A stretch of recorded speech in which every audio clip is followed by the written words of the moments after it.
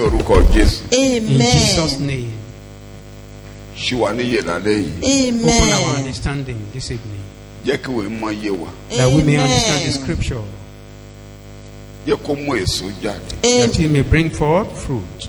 Ẹ ń pariwo ẹ̀ sí wa létí pẹ́yìn ló yàn wá. You are shouting it on our hearing that you choose us, Ẹ̀yin lẹ́dẹ̀ fi wá síbi tá a wà yìí. and you place us where we are today, Pàápàá níwájú wọ Ọlọ́run ẹlẹ́dàá. most especially in your presence, Kí a lè so èso. for us to bear fruit Kí èso wa kó lè dúró. and for our fruit to remain. Ọ̀rọ̀ rẹ ló dẹ̀ mú èso jáde. And it's your word that will bring up fruit. Lálẹ́ yìí, rán ọ̀rọ̀ ìyè sí wa. This Amen. evening, send a living Rán word ọ̀rọ̀ to us. ìgbàgbọ́ sí wa. Amen. Faithful word to us. Ògo àtọ́lá yóò jẹ́ tirẹ̀. Amen. Ní orúkọ Jésù Olúwa wa. Discourse. À ń tẹ̀síwájú nínú àṣàrò. Olivet discourse. Àṣàrò lórí òkè Ólífì.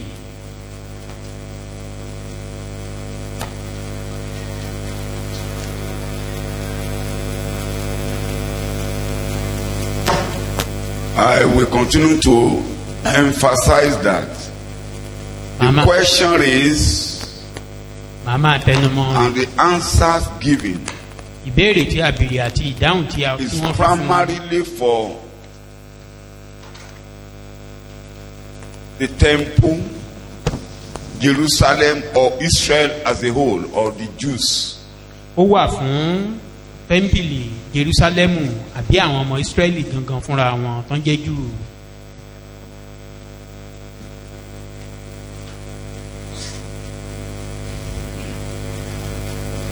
We are looking at that question tonight, Ìbéèrè yìí la fẹ́ wò láṣálẹ́ yìí.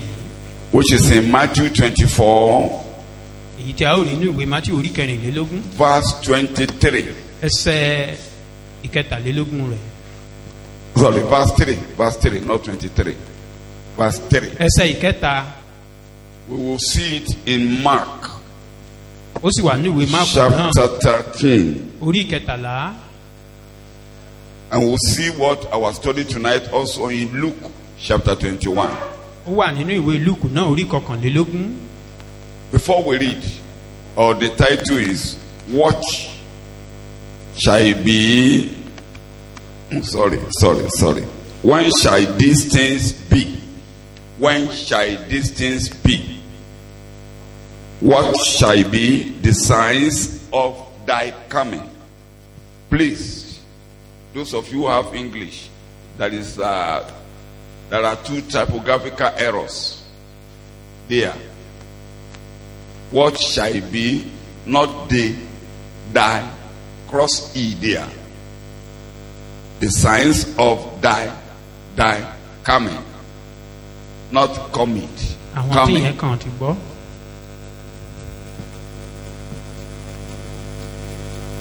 Ṣé a ti rí? Àwọn tó kó òyìnbó Change dání. that E to Y. Àpá yìí instead bẹ̀rẹ̀ of THE. ajẹ́ thy coming. D tó wà lẹ́yìn INCOIN yẹn G ló gbọ́dọ̀ jẹ́.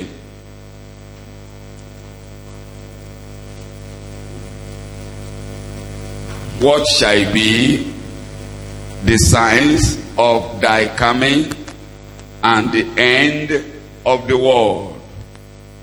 Pé àkòrí tá a fẹ́ máa gbélé wò láṣálẹ́ yìí ni pé nígbà wo ni nǹkan wọ̀nyí yóò ṣẹ àti kí ni yóò ṣe àmì wíwá rẹ̀ àti òpin ayé. I repeat, Ó tún sọ when shall these things be? nígbà wo ni nǹkan wọ̀nyí yóò ṣẹ.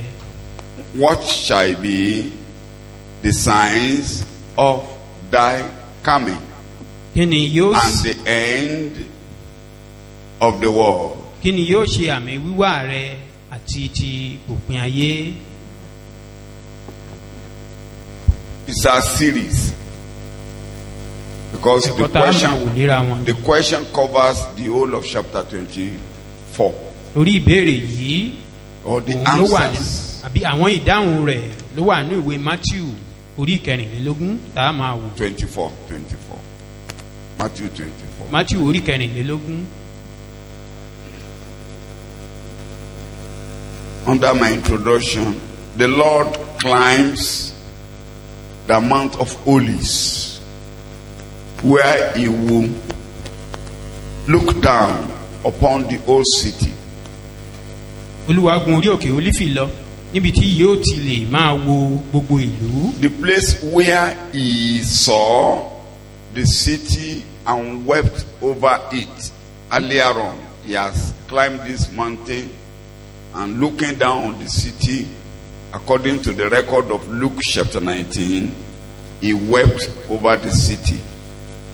Níbi tí ó ti rí ìlú náà tí ó sì sọkúnlé lórí, ẹ mọ̀ pé a ti sọ̀rọ̀ lórí eléyìí pé ó gorí òkè yìí lọ, ó wo ìlú náà ó sì sọkún lórí rẹ̀ gẹ́gẹ́ bí àkọsílẹ̀ Lúùkù orí It is kọkàndínlógún. easy to see the whole of Jerusalem on Mount Olives. Ó rọrùn láti rí gbogbo Jerusalem láti orí òkè Olífì yìí. When you are at that mount, down there you are looking at the temple and all the city you'll be looking at it. Tẹ́ bá ti wà lórí òkè Olífì yìí, ìsàlẹ̀ ní ìlú wà, ẹ máa wo tẹ́ḿpìlì, ẹ máa wo gbogbo ìlú yòókù. Luke chapter 19, Ìwé Lúùkù orí kọkàndínlógún verse 41 through 44. ẹsẹ̀ ìkọkànlélógójì sí Let's kẹrìnlélógójì rẹ̀. remind ourselves how Jesus wept on the city. Akọ̀ràn ra wa létí bí Jésù Because ṣe it sọkún will lórí guide ìlú us. náà. Like I said last week, Ẹmu ìsọ lọ́sẹ̀ tó kọjá. he prophesied about the destruction of the temple Ó sàsọtẹ́lẹ̀ nípa and the ìparun ruin tẹ́ḿpìlì, of Jerusalem, rírun Jerusalem pẹ̀lú which rẹ̀, had been fulfilled in Èyí tó AD ti- 70. tó sì ti wá sí ìmúṣẹ ní ọdún tán dárúkọ yìí. Luke 19, Ìwé Lúùkù orí kọkàndínlógún verse 41 to 44. ẹsẹ̀ kọkànlélógójì sí kẹrìnlélógójì. When he approached Jerusalem, You are reading. when he approached Jerusalem, he saw the city and wept over it, saying, "If you had known in this day, even you, the things which make for peace, but now they have been hidden from your eyes. For the days will come upon you when your enemies will throw up a barricade against you, and surround you, and hem you in on every side. And they will level you to the ground, and your children within you, and they will not leave in you one stone upon another." Take it in Yoruba. We read that last week. That had been fulfilled. You are reading.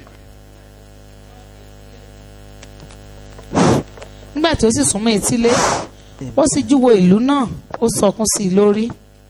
Ó ń wí pé, ìbá ṣe pé ìwọ mọ̀ lónìí yìí, àní ìwọ, ohun tí ṣe ti àlàáfíà rẹ, ṣùgbọ́n nísinsìnyí wọ́n pamọ́ kúrò ní ojú rẹ. Things pertaining to your peace will not be hidden from you. Amen. Àlàáfíà wa kò ní pamọ́ lójú wa That lórúkọ is the Jésù. problem of Israel till today. Wàhálà tí àwọn ọmọ Ísírẹ́lì ní títí dòní nìyí. They will be blind Wọ́n á fọ́jú, and they won't see. wọn ò ní ríran, They will hear wọ́n á gbọ́, and they won't ṣùgbọ́n understand. wọn ò yé òní yé So that they wọn. will not be saved. Orí kan má bàa di ẹni ìgbàlà.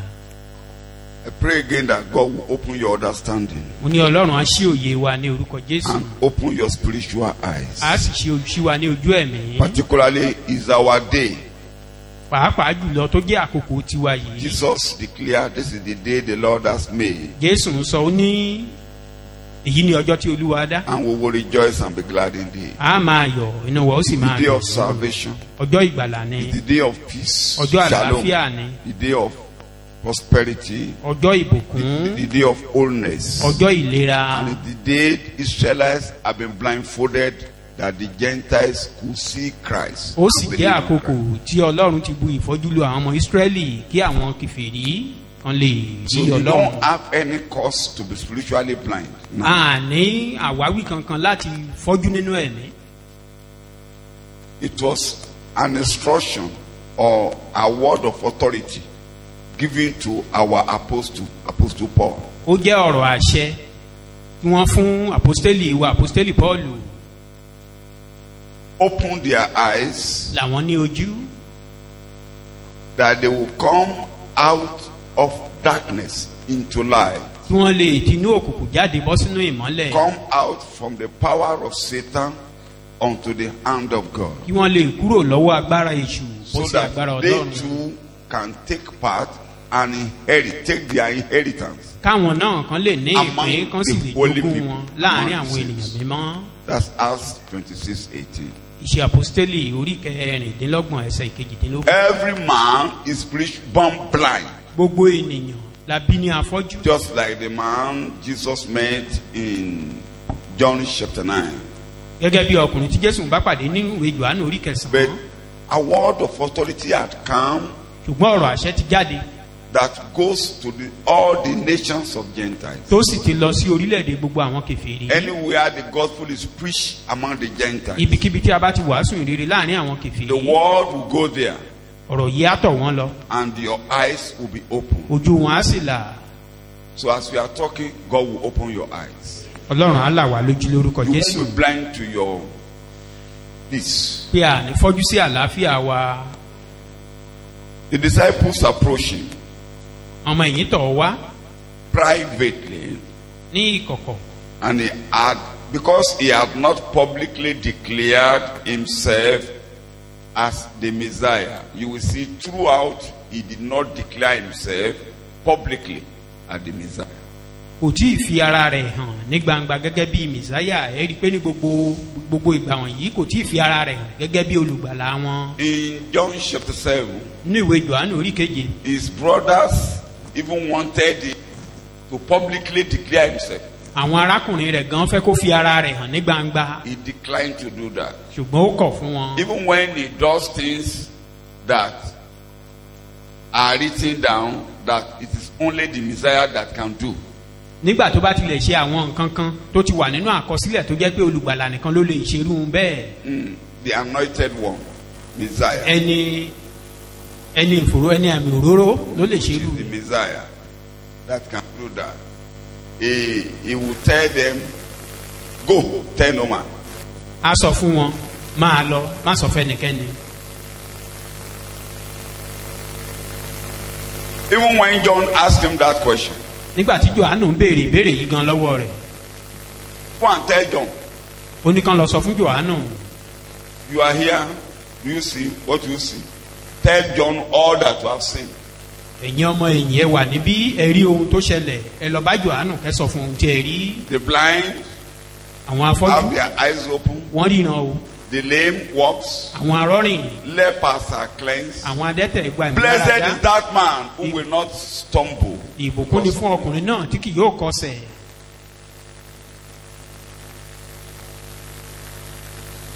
The answer he gave to these questions, ìdáhùn tí ó fún àwọn ìbéèrè wọ̀nyí. take note of that, very important. They Yẹ ká are kíyèsí in léyìí. tune. Jesus will not go against prophetical teaching. They are in tune with what the prophets spoke concerning him. Jésù ní ṣe ohunkóhun tó lòdì sí àkọsílẹ̀ gbogbo nǹkan wọ̀nyí ìbéèrè wọ̀nyí wà ní ìbámu pẹ̀lú ohun tí àwọn wòlíì sọ With nípa rẹ̀. special attention, special reference to Daniel prophecy of the 70 weeks in Daniel chapter 9, 24 to 27.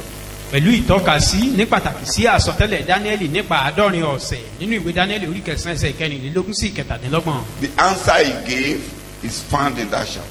ìdáhùn tó fún wọn a rí nínú orí tá a sọ yìí. The answer he gave to the disciples gave to the question they asked him. ìbéèrè tí àwọn ọmọ ẹ̀yìn bí ìdáhùn tó fún wọn inú ìwé Dáníẹ́lì orí kẹsàn-án yìí Let's láti. quickly read. Ẹ jẹ́ ká We wò. have studied that place several times in this church. a ti kọ́ ibí yìí And láìmọye we ìgbà nínú continue ìjọ to say yìí because ṣùgbọ́n a máa tẹ̀síwájú láti sọ ọ́ it's a torí prophecy that is being fulfilled. ó jẹ́ àsọtẹ́lẹ̀ Among the tó ti Jews. ṣẹ láàrin àwọn Júù. So the answer he gave is a fulfillment of the prophetic writings to Israel as a nation. ìdáhùn tó fún wọn ó wà gẹ́gẹ́ bí àsọtẹ́lẹ̀ tí wọ́n ti sọ lórí àwọn ọmọ Ísírẹ́lì gẹ́gẹ́ bí orílẹ̀-èdè. Daniel chapter 9. àádọ́rin ọ̀sẹ̀ lé apinnu sórí àwọn ènìyàn rẹ̀ Ènìyàn rẹ̀, the people of Daniel. àti sórí The ìlú people of Daniel. àwọn ènìyàn Take it in Dáníẹ́lì. English so that both English and Yoruba, so that I will not be. 70 weeks of years or 490 years are decreed upon your people àti sórí ìlú mímọ́ rẹ̀ and upon your holy city Jerusalem. Your city, what? Jerusalem. Your city, what? ìlú mímọ́ rẹ Not Jerusalem Lagos. kìí ṣe Èkó o, Not your city, Washington. kìí ṣe Washington, Not your city, UK or London. kìí ṣe Not Amẹ́ríkà your àbí city, London, Paris. kìí ṣe Paris. Your city, which city is that? Ìlú Holy rẹ city ìlú Jerusalem. Eh? Holy city Jerusalem. Jerusalem. Your people, that Jews. àwọn ènìyàn rẹ tí ṣe Júù. When you go to Daniel chapter 9, Nínú ìwé Daniel Daniel kẹsàn-án was yìí kan náà, praying about the restoration of Israel back to their land after dispersion. Daniel ń gbàdúrà lórí ìmúpadàbọ̀sípò àwọn ọmọ Israẹli sí ìlú wọn lẹ́yìn tí a ti tú wọn ká. And Daniel quoted, the Bible said that God determined that the people will spend 70 years in captivity, and 70 years had come to pass. What next, God? That was his prayer. Ìwà ń sọ nínú àdúrà rẹ̀ pé àádọ́rin ọ̀sẹ̀ ni ìwọ Ọlọ́run ti pinnu lórí Àádọ́rùn ọdún. àádọ́rin Ló máa ọdún bí ni ìwọ Ọlọ́run ti pinnu lórí àwọn ènìyàn wọ̀nyí. Àádọ́rin ọdún yìí sì ti pé kí ló tún kù. So they have spent 70 years according to Jeremiah 25 in Babylon, scattered. Pé wọ́n ti lo àádọ́rin ọdún yìí ní Bábílónì níbi tí a tú wọn ká And sí. people had not returned. A sì tí ì dá àwọn ènìyàn wọ̀nyí padà. And God now answered him. Ọlọ́run wá ń dá àwọn àdúrà rẹ̀. This is God's plan. Ọlọ́run This is the nìyí. heaven's plan for your people Israelis. Ètò àwọn ọ̀run nìyí fún àwọn For ará your rẹ̀ people the Ísírẹ́lì. Jews, and your city you are praying for, Jerusalem. Àwọn ará rẹ̀ Ísírẹ́lì You are àti reading. orílẹ̀ àti ìlú tí wọ́n God gbàdúrà now fún says, Jerúsálẹ́mù. The heavens have determined 70 weeks of years. In other words, 490 years. Ọlọ́run wa ń dá lóhùn pé àwọn ọ̀run ti pinnu rẹ̀ pé àádọ́rin ọ̀sẹ̀ tí í ṣe àádọ́rin ọdún tí í ṣe irinwó lé ọ̀ọ́dọ́rùn ọdún láti pinnu lórí àwọn ọmọ Ísírẹ́lì. Ẹ̀ẹ́dẹ́gbẹ̀ta ó dín. Ẹ̀ẹ́dẹ́gbẹ̀ta ó dín mẹ́wàá. Thank you very much. Pé ètò tí a fẹ́ ṣe yìí o fún That ìlú yín o this plan for this city is just for 480 years. pé ẹ̀ẹ́dẹ́gbẹ̀ta ọdún ó dín mẹ́wàá ni. You are reading. àádọ́rin ọ̀sẹ̀ lé apinnu sórí àwọn ènìyàn rẹ 70 weeks of years or 490 years are decreed upon your people àti sórí ìlú mímọ́ rẹ and upon your holy city Jerusalem láti ṣe ìparí ìrékọjá to finish and put an end to transgression. These are the items God will carry out within that period. Àwọn nǹkan tí Ọlọ́run fẹ́ ṣe láàrin àkókò yìí gan ni wọ́n sọ Because yìí. people went into captivity for certain reasons. Àwọn ènìyàn lọ sí ìgbèkùn fún àwọn ìdí kan. And God will put an end to what led them to captivity. Ohun tó sì mú wọn lọ sí ìgbèkùn yìí Ọlọ́run ní láti fòpin sí i. Take it again. Yes. àádọ́rin ọ̀sẹ̀ lé apinnu sórí àwọn ènìyàn rẹ 70 weeks of years or 490 years àti are só- decreed upon your people àti sórí ìlú mímọ́ rẹ and upon your holy city Jerusalem láti ṣe ìparí ìrékọjá to finish and put an end to transgression. Underline it. To finish, put an end to what? Transgression. Láti parí You ìrékọjá. are reading. àti láti fi èdìdì dí ẹ̀ṣẹ̀ To seal up and make full the measure It's not of Sicilian. You know what they use to seal it. Ẹ máa kà á lọ. àti láti ṣe ìlàjà fún àìṣedéédé àti láti mú òdodo àìnípẹ̀kun wá àti láti ṣe That is èdìdí ìran àti reconciliation. Take it in wòlíì English. Elijah. to To purge, reconcile. to purge away and make expression and reconciliation for sin, Purge and reconcile people back to God. That's the meaning. to bring in everlasting righteousness, Righteousness will reign. permanent, Make people right with God. Kí àwọn ènìyàn kí ọ̀nà You are wọn tọ́ pẹ̀lú Ọlọ́run. permanent moral and spiritual rectitude in every area and relation, to seal up vision and prophecy Mo fẹ́ lẹ́yìn ìgbà yẹn kò síran àti àlámọ́. and After that, there prophets, wouldn't be any vision or dream. and to anoint a holy of holies, àti láti fi òróró yan ẹni mímọ́ Ẹni jùlọ mímọ́ yẹn gẹ́gẹ́gẹ́ mo máa fòróró yàn án lórí. That holy person will be anointed. Ó yá máa kà á lọ. Ó wá ṣàlàyé. Ìgbà wo lẹ máa mọ̀ pé ètò tí mo fẹ́ ṣe yìí bó lẹ ṣe máa mọ ìgbà tètò yìí máa bẹ̀rẹ̀. How will Ó yá. you know when this Gbàwó lẹ máa plan mọ̀ will mi ò start? ní lọ sí details lálẹ́ ìwẹ̀ tí mo mú I will ẹ̀kọ́ not tó go bá into nínú details ẹ̀kọ́ this mi ìṣàlẹ̀. evening. Maybe in Know another lesson. therefore Yes.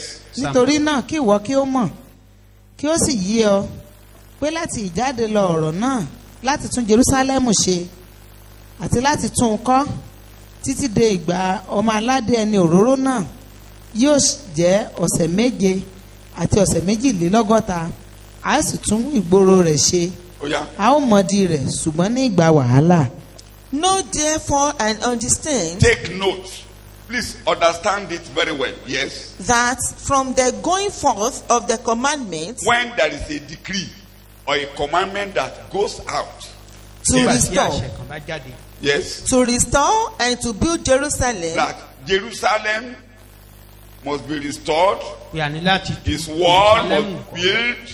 Àtú odi rẹ̀ mọ́. Yes. until the coming of the anointed one, From the time that authority goes out that go and build the walls of Jerusalem, go and reconstruct the Láti city, ìgbà tí àṣẹ yìí bá jáde. begin to count.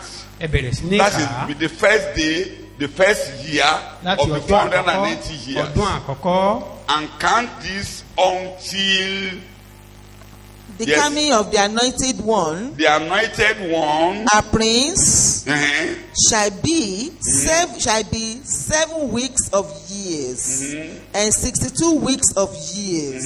It shall be built again with city square and moat, but in troublous times.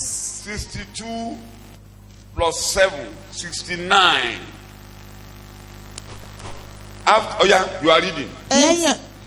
lẹ́yìn ọ̀sẹ̀ méjìlélọ́gọ́ta náà And after the 62 weeks of years, ni a ó kẹ́ ẹni òróró náà kúrò. shall the anointed one be cut off or killed? After 62 and 7 years, 7 weeks, which is 483 years, this anointed person will be killed, will be cut off. kì yóò sì sí ẹnìkan fún un. Tí a bá ti yọ 69 kúrò nù 70, mélòó ló máa kù? 69 minus 70. Èèyàn. Tí a bá wá yọ 483, tá a bá yọ kúrò nù 490, mélòó ló máa kù? 7. So lẹ́yìn ìgbà tá a bá ti kí ẹni àmì òróró kúrò, ó kù ọ̀sẹ̀ kan. After the Cutting cutting off off of the or anointed the man. killing of the anointed one, it will be will mean- 62 and 7. Maybe that amplifier is not teaching me well. Maybe you go to King James. King James is very accurate. And after 62 weeks shall Messiah be cut off, but not for himself. Yes. And the people of the prince that shall come shall destroy the city and the sanctuary, and the end thereof shall be with a flood. Sherry, lẹ́yìn ìgbà tí a bá ti ìmàlàgùn jìnnà torí ibi tí mo ń lọ jìnnà lálẹ́ yìí. After the remaining 1 week, ọ̀sẹ̀ kan tó kù. another prince is coming. You know they are in Ọmọládé mìíràn ń Jerusalem. bọ̀. They are believing in Jerusalem. Ẹ mọ̀ pé wọ́n ti ń gbénu Jerusalem. Authority has gone out to go and build. Àṣẹ ti jáde pé They kán have lọ kọ́ built odi rẹ̀. the temple Kan and kọ́ they have temple done yìí. anything from the beginning. Wọ́n ti bẹ̀rẹ̀ rẹ̀ And láti they will bẹ̀rẹ̀. do that until 483 years. Wọ́n á máa ṣe léyìí And títí at 483 years, the Messiah manifested will be cut off. wọ́n á ṣe léyìí títí di ẹ̀ẹ́dẹ́gbẹ̀ta ọdún ó dín mẹ́tàdínlógún títí di ìgbà yìí ká tó gé ẹni àmì òróró yìí kúrò. After that, Ẹ̀yìn eléyìí have just 7 years or 1 week or 7 years. á wá ku ọ̀sẹ̀ kan ọlọ́dún méje. Thank you very much. Ọ̀sẹ̀ kan kí ni mo pè ọlọ́dún méje. Fún àwọn Júù inú ọ̀sẹ̀ kan yẹn For the Jew, ni ẹni àmì òróró mi máa dé within this week, another anointed man will come tó máa bá àwọn èèyàn dá májẹ̀mú fún ọ̀sẹ̀ kan. that will make a covenant with the people for a week. 27 láàárín ọ̀sẹ̀ yẹn Within that week, ni yóò dá májẹ̀mú he will break the covenant. ìdajì ọdún méje ọdún mélòó 3.5. àwa dá májẹ̀mú.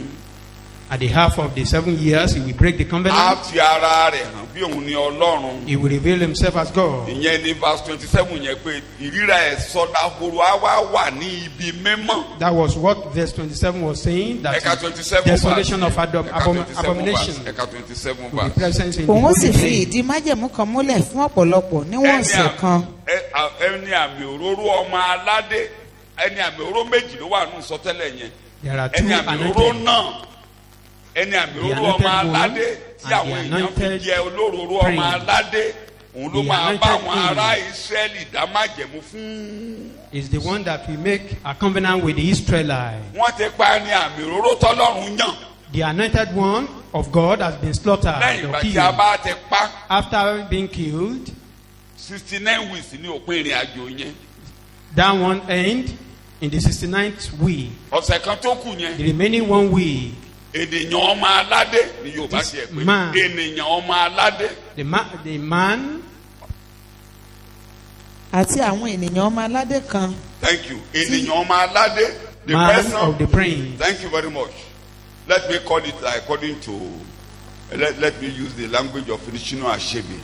Let me call him the prince of the people. The prince of what? The prince of the people. You will enter into covenant with Israelites for 1 week. A bá àwọn ọmọ Israẹli dá májẹ̀mú fún ọ̀sẹ̀ kan. In the midst of the week, Láàárín ọ̀sẹ̀ kan you yìí, will break the covenant. nígbà tó bá ti dé This ìlàjì is ọ̀sẹ̀ the yìí, abomination of desolation. a wá dá Read májẹ̀mú. it, read it. Èyí yìí ni ìríra ìsọdahoro. Ka 27 ni. òun sì fi ìdí májẹ̀mú kan múlẹ̀ fún ọ̀pọ̀lọpọ̀. And he shall Ọ̀sẹ̀ confirm. kan. And he shall confirm the covenant with many for 1 week. àti láàrin ọ̀sẹ̀ náà ni yóò mú kí á dẹ́kun ẹbọ. And in the midst of the week he shall cause the sacrifice and the oblation to cease. àti ọrẹ ẹbọ ìdírà ìsọdahoro yóò sì dúró lórí ibi mímọ́. Ìsìlú àsọ̀rọ̀ yóò dúró ní kíni o. lórí ibi mímọ́ títí Ìtumọ̀ ẹ̀ ìdájọ́. ni pé The meaning is this. kò ní jẹ́ kí Ísírẹ́lì rúbọ. Ẹbọ ni wọ́n ti rú dè sí. Israelites Kí ni wọ́n were ṣe dè still sí? making sacrifice even till Ee today. o. Kí ni wọ́n ṣe dè sí? They still offer sacrifice till today. Àjọ rẹ̀ kọjá. Gbogbo ẹbọ pátá. All Kò sacrifice. sí tó kàn wọ́n pẹ̀lú Jésù. They are less concerned about Jesus.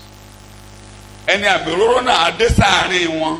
And that anointed man will come Wọn into ò their ní midst. gbà á. They will not accept Kì í ṣe him. pé ó máa kú fúnra rẹ̀ wọ́n Know á that pa. he will die on his own, but they will kill him. Jésù ti dé sáàárín wọn. Jesus Ẹ̀kọ́ ń lọ ọbẹ̀ ò lé ní lọ́sẹ̀ came yìí lọ́sẹ̀ tó into bá their máa lọ bẹ̀. midst. We will get there maybe Wọ́n next week. kọ́ ọ lẹ̀. They rejected him. Kí mo ní wọ́n ṣe? They rejected him. Wọ́n kọ ẹni àmì òróró náà sílẹ̀ wọ́n sì pa á. And he was Wọ́n ní killed. àwa ò ní ọba. They said they don't have king. A ò ní mẹ̀sáyà. We have no Messiah. Késárì lọ́ba wa. Caesar is our king. Ẹ kàn án mọ́. Nail him to the cross. So lẹ́yìn ìgbà yẹn After that, program yẹn wà suspended. Mo ti máa ń ṣàlàyé ẹgbọ́n yẹn o. I've been explaining Ìsọtẹ́lẹ̀ this. Ísírẹ́lì là ń kà yìí. We are reading the prophecy of Israel. Kó máa yé eyín pé gbogbo wa gbọ́dọ̀ máa foríbalẹ̀ lójoojúmọ́. We must understand that we must bow down for God Torí daily. ọ̀rọ̀ wa ṣe la gbé wa pamọ́ sínú ìsọ. We were hidden in the prophecy. Ìjìnlẹ̀ tí Ọlọ́run fẹ́ pamọ́ ṣáájú. The mystery hidden Òun ni before the foundation ìjọ. of the world. That is the National church. Day program 490 years yẹn lẹ́yìn ikú Jésù. Ta ló yẹ kó dé?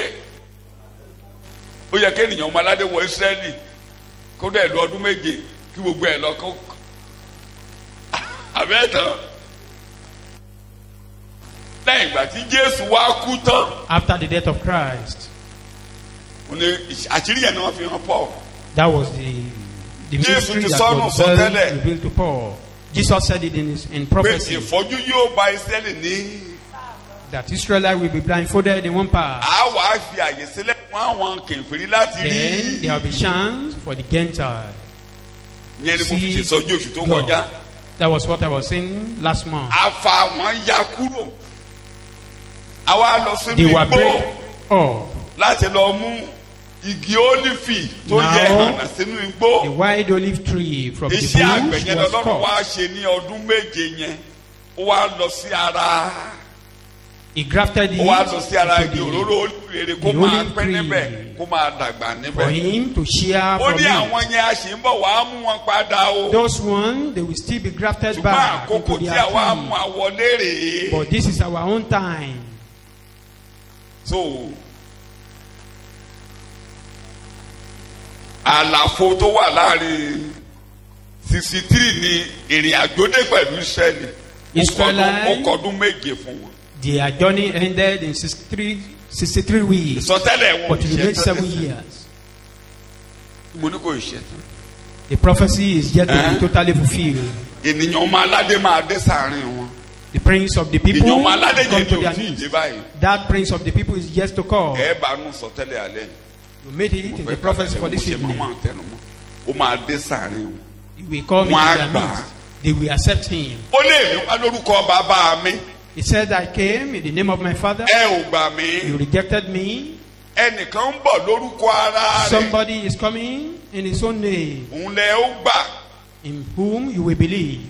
òun ni ẹ ó tẹ̀lé You lẹ́yìn. will follow him. so ẹnìyẹn ń bọ̀ ní. That person is coming. tó bá dẹ̀ lé wọn àgbà. so tá a bá ti ń ka When he ìsọtẹ́lẹ̀ yìí. eventually comes, ẹ we mọ̀ pé accept sẹ́lì ni him. wọ́n bá sọ̀rọ̀ wọ́n kàn lọ ìjọ sáàrin rẹ̀.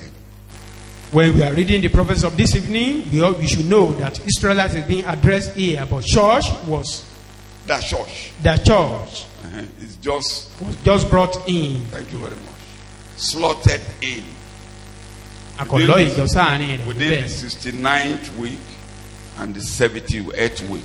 Láàárín ọ̀sẹ̀ kọkàndínláàádọ́rin sí àádọ́rin ọ̀sẹ̀ láti mú ìjọ Going wọlé. back to prophetic writings, Tá a bá lọ sínú àsọtẹ́lẹ̀. immediately after Pentecost, like I used to say regularly, Ní kété the lẹ́yìn father Pentecost, decided to go to the farm to go and harvest. bàbá pinnu láti lọ sóko láti lọ kórè. During the period of harvesting, Láàárín ìkórè this yìí, is the period of harvesting the world. àkókò ìkórè ayé gan And nìyí. the trumpet will sound Ìpè á sì dún, and people will return home. àwọn ènìyàn á wá padà sílé. That's the period of the Gentiles. Àkókò kẹfìrí nìyí. Ìjọba ti wá ń kà pé àkókò àwọn kèé. When we are reading at the time of Gentile, So àkókò kèfèrí yẹn ni ohun tó ń jẹ́ ìjọ. Àkókò the time of that Gentile is what we refer to as the period Àkókò of kí ni mo church. pé ìjọ. Gbogbo prophesy májẹ̀mú láéláé pátápátá. All the prophecy of Old Testament. Tàbá ń ka wọn, Mósè nǹkan kó kan wá. Reading Moses, we are less concerned about that. Kí ni mo wí? Àbí Ísírẹ́lì ni ọ. Oh, are you Israelite by Mo máa birth? dáhùn kó kan wá. Ibi tá a ti ṣoríire lọ́dọ̀ Jésù olùgbàlà. Where we are fortunate is from Jesus. Shout hallelujah. Okay, hallelujah. So let me outline what we are going to study in this chapter. This chapter. Jẹ́ kí n sọ àwọn We are àkọ́tà going fẹ́ to wò discuss nínú àkórí nínú orí yìí. about 6 things in this chapter. Nǹkan One, bíi mẹ́fà la fẹ́ gbéyẹ̀wò níbẹ̀. the character of the age. You will see it there. Àwọn ìṣẹ̀lẹ̀ Yes. Bẹ́ẹ̀ náà tí ni. yóò bá ìwọ ìran yìí kọ́ wọ́rin. Thank you very much. B, gospel of the kingdom. C, abomination of desolation. Ìrere ìjọba. Kẹta, ìríra ìsọdahoro. 4,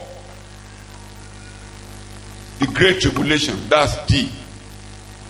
Pọ̀njú ńlá. 5, sudden smiting of the Gentile world. And finally, the glorious appearing of the Lord. One Google translation to production Monka. Kajade Mbe. Àwọn ìṣẹ̀lẹ̀ tí yóò bá ìran yìí kọ́ wọ́rin. That's A. Then next. B. Gospel of the kingdom. Orimbe. Nu Yorùbá. Èmi mo tẹ fúnra mi náà. Ìhìnrere ti ìjọba. Èmi tí mo Ìríra tẹ ìsọdahoro Dáníẹ́lì. mi ò gbé fún yàn. Ìríra ìsọdahoro. Ìpọ́njú ńlá. Ìparun òjijì. Yóò wá sórí ayé àwọn kèfèrí. Nǹkan méje tí a mẹ́fà tí a máa wò nínú ẹ̀kọ́ ìkíṣálẹ̀ la máa wò gbogbo ẹyọ kan la máa wò lálẹ́. We only study one this evening. eléyìí tá a máa wò lálẹ́ ni àwọn ìṣẹ̀lẹ̀ tó máa bá ìran yìí kọ́ wọ́rìn tí mo pè ní character of the age, that's all. Ẹyọ kan tá a fẹ́ wò láṣálẹ̀ yìí nìyí àwọn ìṣẹ̀lẹ̀ tí yóò wá sí ìṣẹ̀ nínú ìran. Let me quickly go to where I'm going so that you will not be confused with all the terminology I'm using. Shout hallelujah. Ẹ̀kẹ́ hallelujah. Ó dẹ̀ ti gbà pé a ti gbọ́dọ̀ kó ní bébí torí kì í ṣe ní láti ń ṣe àwọn àlàyé yìí. I believe we are no more a baby. We'll be explaining as far as these. this lecture is concerned. This is not the first time. The question asked by the disciples, Matthew chapter 4, 24. Let's look at that question. Around the scriptures. 24:3, Mark 3:3 and 4, Luke 21:7. Níwèé Matthew orí kẹrìnlélógún ẹsẹ̀ kẹta, ìwé Mark orí kẹrìnlélógún. Yes. While he was seated on the Mount of Olives, àwọn ọmọ ẹ̀yìn rẹ̀ tọ̀ wá ní kọ̀kọ̀ wípé. the disciples came to him privately and said, sọ fún wa. tell us, nígbà wo ni nǹkan wọ̀nyí yóò ṣẹ? when will this take place? kí ni yóò sì ṣe àmì wíwá rẹ àti ti òpin ayé? And what will be the sign of your coming and of the end, That's the completion, the consummation of the age? That's the conclusion, the consummation of the age. That was the question asked by the disciples. Luke 21:7. Quickly, Luke 21:7. Ìwé Luke orí kọkànlélógún ẹsẹ̀ keje. wọ́n sì béèrè lọ́wọ́ rẹ̀ wípé. And they asked him, olùkọ́ni. teacher, nígbà wo ni nǹkan wọ̀nyí yóò ṣẹ? when will this happen? àti àmì kí ni yóò wà nígbà tí nǹkan wọ̀nyí yóò fi ṣẹ? And what sign will there be when this is about to occur? Thank you very much. These things Àwọn nǹkan wọ̀nyí. refer to our last lecture, where I said, Ó ń tọ́ka sí àwọn ẹ̀kọ́ wa. you are looking at this temple, no stone will stand upon another. This city will be brought down. Nígbà tí Jésù ń sọ fún wọn pé tẹ́ḿpìlì tẹ́ ń wò yìí pé òkúta kan kì yóò dúró lórí ìkejì gbogbo rẹ̀ la ó bì So by that, the disciples were referring to the temple and the city of Jerusalem. Àwọn ọmọ ẹ̀yìn ń tọ́ka sí tẹ́ḿpìlì àti ìlú Jerusalem gangan fúnra rẹ̀. The coming of Christ as king, Bíbọ̀ Jésù which to the disciples or to the people then is the consummation or the termination of the present age. To them, when the Messiah comes, then that will be the end of the age, because the Messiah is the person who will bring a new world. A new world will come with the Messiah. It is here is not the destruction of the world, not the eradication of the world, but the new age, termination of the present age, and the beginning of a new order. Pé ní ìgbà tí Mèsáyà bá dé, ìyẹn ò kì í ṣe òpin gbogbo ayé eléyìí, ṣùgbọ́n pé òpin ìran yìí tó wà níbẹ̀ yìí pé ìran mìíràn á bẹ̀rẹ̀ nígbà tó bá padà dé. So the consummation of the age, because the Israelites have been under the Roman rule, they have been suffering from one nation to the other, and they are expecting the Messiah to bring a new age, to bring a new dawn. Àwọn ọmọ Ísírẹ́lì wọ́n ti wà lábẹ́ ìṣèjọba Róòmù àti àwọn orílẹ̀-èdè mìíràn. Látìgbà náà ti ń retí pé kí Mèsáyà àwọn kó dé kó mú ìjọba mìíràn bọ̀ wá. All the prophets from Moses àwọn wòlíì láti and all Mósè other prophets àti àwọn wòlíì prophesied that mìíràn the anointed person will bring a new age. ló ti ń sọ àsọtẹ́lẹ̀ yìí pé ẹni òróró ni ló ń bọ̀ wá mú ayé mìíràn wá. Gbé ayé òdodo, gbé ayé àlàáfíà. Life of righteousness, bẹ́ẹ̀ life nígbà of tí peace. ọba náà bá ń jọba lórí ìtẹ́. All this will reign when the king ìsọtẹ́lẹ̀ is ìwé ò willing. sọ pé ayé á parẹ́. This prophecy, all those prophecy does not say, does not refer to the end of the world. Ìparí ayé. What they are talking about here is not the end of the world. Òpin ayé tí wọ́n sọ níbí ni mò ń túmọ̀ pé kì í ṣe ìparí ayé. I'm trying to give interpretation bíbọ̀ of ẹni this àmì verse. òróró That is the tó máa coming mú of the ìgbé anointed ayé one. àlàáfíà, That ìgbé will ayé bring òdodo, ìgbé a ayé peaceful tí ò ní life, sí a ẹ̀ṣẹ̀. righteous life without sin. Shout hallelujah. ẹ kí hallelujah. A new dawn when Israelites will no longer be dominated by the enemy. ayé mìíràn tó jẹ́ pé àwọn ọ̀tá wọn ní jẹ gàba lórí àwọn Ísírẹ́lì mọ́. That because the Messiah is coming to save them from their enemy and all those who rule over them. torí mẹ̀sáyà wọn ń bọ̀ láti wá gbà wọn lọ́wọ́ ọ̀tá wọn That's àti in Luke gbogbo àwọn tó chapter ń jẹ 1. gàba That lórí will wọn. be living in righteousness, truth and righteousness. pé níbi tí òdodo àti òtítọ́ àti jọba. You meet me next week when I'm going to the details of that. lọ́sẹ̀ tó kọjá a máa wo jìnlẹ̀jìnlẹ̀ But ilé I'm yìí. just trying to expatiate that. ṣùgbọ́n mo gbìyànjú àti sọ You àti will see all ṣàlàyé those ilé in yìí. Luke chapter 1, but not details tonight. 32 down, you will see the prophecies when they gave birth to Jesus, when they gave birth to John the Baptist. Prophetical utterances came out. ẹ̀rí àwọn àsọtẹ́lẹ̀ wọ̀nyí ní orí kìíní Bringing a new dawn. nígbà tá a bí Jòhánù àti Jésù fúnra rẹ̀. So that we can quickly go through our points tonight. The character of the age is our lecture tonight. àwọn ìṣẹ̀lẹ̀ tí yóò wá sí ìmúṣẹ nínú ìtàn ìran yìí. Matthew 24. ìwé Mátíù orí kẹrìnlélógún We read from verse 4 to 13. láti ẹsẹ̀ ìkẹrin sí ìkẹtàlá.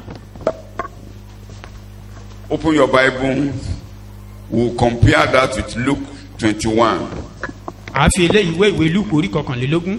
If we can read some of those passages, it will make us to understand what we are talking.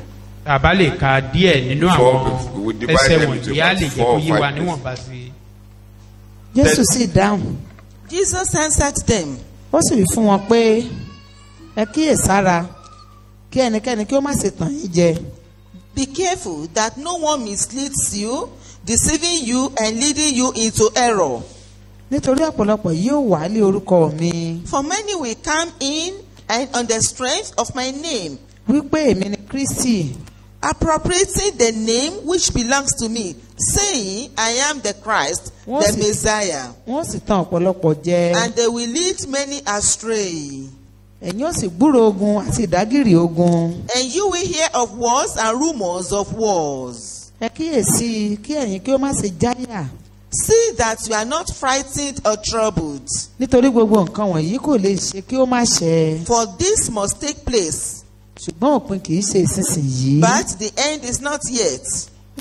Nítorí pé orílẹ̀-èdè yóò dìde sí orílẹ̀-èdè. For nation will rise against nation, Àti ilẹ̀ ọba sí ilẹ̀ ọba. and kingdom against kingdom. Ìyàn àti àjàkálẹ̀ àrùn And there will be famines àti ìṣẹ̀lẹ̀ yóò sì wà ní ibi púpọ̀. and earthquakes in place after place. Let's stop there because of my time, because I will still be referring to them as we go on.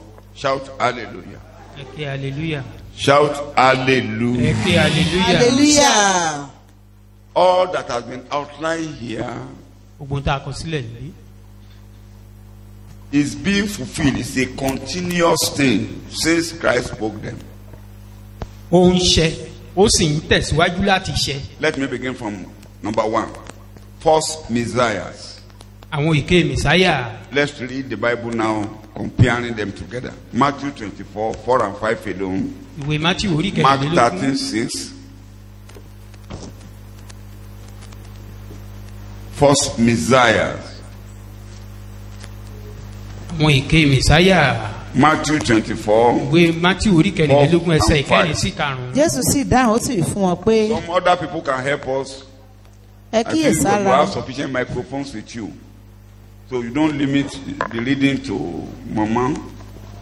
Please, to save me time. Yes. Jésù sì dáhùn sì wí fún wọn pé Jesus answered them, ẹ kíyèsára be careful kí ẹnikẹ́ni kí ó má ṣe tàn yín jẹ. that no one misleads you, Nítorí ọ̀pọ̀lọpọ̀ yóò wá lé orúkọ mi deceiving you and leading you into error. For many will come in and on the strength of my name, wípé èmi ni Kristi. That's all. Say, Many I will am the come Christ. and say, I am the Messiah. bí ọ̀pọ̀lọpọ̀ ni yóò wá tí yóò pe ara rẹ̀ ní mẹ̀sáyà. I am Christ. The meaning of Christ is the Messiah Israelites have been expecting. pé èmi ni Kristi ìtumọ̀ Mark mẹ̀sáyà ní Kristi tí àwọn ọmọ Ísírẹ́lì ti 13:6. Mark retí. 13:6. Nítorí àwọn ènìyàn Ìwé Máàkù púpọ̀ orí kẹtàlá yóò wá lé ẹsẹ̀ orúkọ ìkẹfà. mi For many shall come in my name, wípé èmi ni Kristi. saying, I I am am Christ, Wọ́n sì tàn I am ọ̀pọ̀lọpọ̀ jẹ. Christ. and shall deceive many. Luke 21. ìwé Lúùkù orí kọkànlélógún verse 8. ẹsẹ̀ ìkẹjọ. ó sì wí pé ẹ máa kíyèsára. And he said, be on your guard and be careful that you are not led astray. kí a má bàa mú yín ṣìnà nítorí ọ̀pọ̀lọpọ̀ yóò wálé orúkọ mi tí yóò máa wí pé èmi ni Kristi. For many will come in my name, saying, I am he. The emphasis here is, I am Christ. ohun tí wọ́n tẹnumọ́ níbí ni Many pé will come ọ̀pọ̀ by àwa that. tí wàá sọ pé òun ni Kristi. Referring to Israel as a nation. ó ń bá àwọn ọmọ Ísírẹ́lì wí níbí gẹ́gẹ́ bí orílẹ̀-èdè. Looking at their history, ní wíwo there ìtàn is wọn nobody that has actually proclaimed himself a Messiah in Israel. kò sí ẹnìkan tó tí ì sọ pé òun ni mẹ̀sáyà wọn Since Christ has spoken this prophet. látìgbà tí Jésù sọ àsọtẹ́lẹ̀ Up yìí. till the time the temple of Jerusalem was destroyed in AD 70, there was nobody who claimed to be a Messiah. títí di ìgbà tí a wó tẹ́ḿpìlì mọ́lẹ̀ ní AD 70 kò sí ẹnìkan tó dìde tó sọ pé òun ni mẹ̀sáyà. And up to today, this prophecy is yet to be fulfilled. títí di òní yìí àsọtẹ́lẹ̀ yìí kò tí ì wá sí ìmúṣẹ. And that's what I was saying the other time. òun ni mò ń sọ lẹ́ẹ̀kan Our prince of the people will come. pé ọmọ aládé Another prince will rise, who will claim to be the prince of peace. And this person now will make a covenant with people for 1 week. Will enter the temple in the midst of the week. ọmọ aládé á kú ọmọ aládé àwọn ènìyàn á wá dìde òun láwá bá àwọn ọmọ Ísírẹ́lì dá májẹ̀mú pé òun That's ní Kristi Daniel. náà. Daniel has spoken that. Daniel And ti Jesus sọ is now eléyìí. saying, take note, a false messiahs will come. Jésù wa ń sọ Many fún mi of them pé will say, "I'm kíyèsára Christ." mẹ̀sáyà èké á wá o pé àwọn mìíràn á wá tá ní òun ni Kristi. So what Jesus said here ohun tí Jésù sọ níbí supported what Daniel said, that ó ń fìdí ohun tí Daniel sọ and múlẹ̀. it supports his reading in John chapter 5 ìfìdímúlẹ̀ yìí sì wà ní ìwé Jòhánù orí karùn-ún verse 40. Verse ẹsẹ̀ 40. ogójì. John 5. Jòhánù orí karùn-ún ẹsẹ̀ ogójì. John 5. ẹ̀yin kò tí ì fẹ́ láti wá sọ́dọ̀ ẹ̀yin kò sì fẹ́ láti wá sọ́dọ̀ mi 44. ẹsẹ̀ ìkẹrìnlélógójì. 44. ẹ̀yin ó ti ṣe lè gbàgbọ́ Yes. ẹ̀yin tí ń gba ògo lọ́dọ̀ ara yín How can ye believe which receive honor one of another? tí kò wá ògo tó ti ọ̀dọ̀ Ọlọ́run nìkan wá. 40 to 44 yẹn ló wà. Mo wá lórúkọ mi, ẹ̀yin kò gbà mí. èmi wálé orúkọ bàbá mi. I am come in my father's name. 43. 43, thank you very much. èmi wálé orúkọ bàbá mi. I am come in my father's name. ẹ̀yin kò sì gbà mí. Bẹ́ẹ̀. And ye receive me not. bí ẹlòmíràn bá wálé orúkọ ara rẹ̀ If another shall come in his own name, òun lè ẹ̀yin ó gbà. him he will receive. That person coming in his own name and Ẹni tó saying ń bọ̀ ní the orúkọ ara rẹ̀ Messiah, yìí pé òun ni Israelites will receive him. àwọn ọmọ Ísírẹ́lì àtẹ́wọ́ gbà á. That supports what Daniel wrote, that a prince in his own name is coming. eléyìí ń fìdí ohun tí Daniel sọ múlẹ̀ yìí pé ọmọ aládé kan á wá ní orúkọ ara rẹ̀. And he will make a covenant with Israelites for 1 week. a sì bá àwọn ọmọ The Ísírẹ́lì remaining dámájẹ̀mú fún 1 ọ̀sẹ̀ week kan. of that prophecy is for him. ìyẹn ọ̀sẹ̀ kan tó kù nínú àsọtẹ́lẹ̀ yìí òun ló wà fún. It's for him. òun ló wà fún. And take note, that week is not for the Gentiles. Ọ̀sẹ̀ The kan tó kù week yìí kì í ṣe is fún àwọn for kèfèrí. Israel as a nation. àwọn ọmọ Ísírẹ́lì ní ọ̀sẹ̀ kan yìí wà fún gẹ́gẹ́ bí Israelites orílẹ̀-èdè. are given 70 weeks. a fún not wọn ní Gentiles. àádọ́rin ọ̀sẹ̀. The church is slotted in, and God will conclude the program of the church and take the church away before he comes to Israel again. a kò mú ìjọ wọlé ni Ọlọ́run á sì ti parí gbogbo ètò lórí ìjọ ṣáájú Don't láàrin ọ̀sẹ̀ àádọ́rin forget, the ọ̀sẹ̀ church yìí. is the bride of Christ, and he will take the church away. He will ẹ má take gbàgbé ìyàwó Jésù ni ìjọ jẹ́ á sì wá mú ìyàwó rẹ̀ out jáde of the way, á mú and he wọn will now kúrò face the Israelites. So during that 1 week, láàrin their ọ̀sẹ̀ kan prince yìí. will be their king. They will accept him ọmọ aládé wọn yìí ò ní yóò jẹ́ ọba wọn wọ́n á sì and he tẹ́wọ́ will gbà rule á. them for 7 years. á jọba lórí wọn fún In ọdún the midst méje of that 7 years, láàrin ọdún méje he yìí will enter the temple, á wọnú tẹ́ḿpìlì lọ follow the temple, á bà tẹ́ḿpìlì and jẹ́ declare himself as king. á wá tún ara rẹ̀ lọ́ba And the Israelites will now fight. ibẹ̀ làwọn ọmọ Israẹli àti bínú So náà many bá things we jà. are going to read here, you will see it is the time Israelites will be in trouble. ó jẹ́ àkókò ìyọnu tí àwọn ọmọ The Israẹli Bible wà ní called wàhálà. it the time of the trouble of Jacob. Bíbélì yìí pè ní àkókò wàhálà Jákọ́bù. Shout hallelujah. Ẹ ké hallelujah. It is the time of their trouble and it's the time of their salvation. Ó jẹ́ àkókò wàhálà wọn ó sì jẹ́ àkókò ìgbàlà It's the wọn. time when the remnant will be saved. Ó jẹ́ àkókò tí àwọn ìyókù wọn á rí ìgbàlà. Shout hallelujah. Ẹ ké hallelujah. We'll be looking at those details later. A máa wò ó. Wars. A máa wò lókùn tó bá yá. Famines, earthquakes.